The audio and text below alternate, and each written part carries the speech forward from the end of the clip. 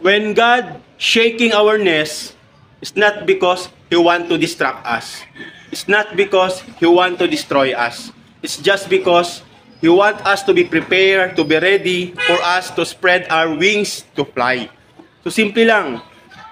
Pag binubulabog tayo ng Diyos, pag sinishake yung pugad natin, dinidistract tayo, or ginagambala man tayo, hindi ibig sabihin yan para sirain tayo.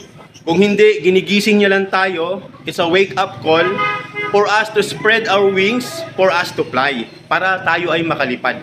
Kasi simple lang yan.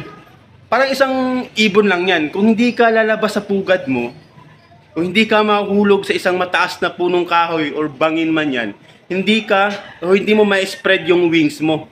Hindi mo, yun nga, may bubuka yung pakpak mo.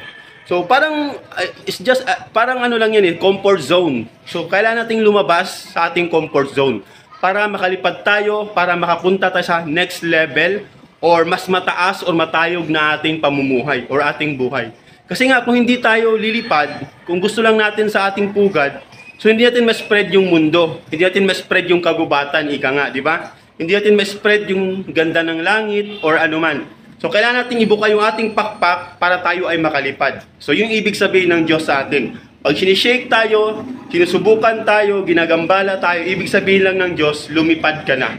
Ibuka mo na yung pakpak mo, gumising ka na, wake up call, lumabas ka na sa comfort zone mo para makita mo yung ganda at lawak ng mundo. So yun lang guys when God shaking your nest, it's not because He want to distract or destroy us. It's just because He want us to be prepared and to be ready for us to fly. So yun lang, sana may natutunan. Once again, Marion Choi, what's up, keep it up, bye-bye.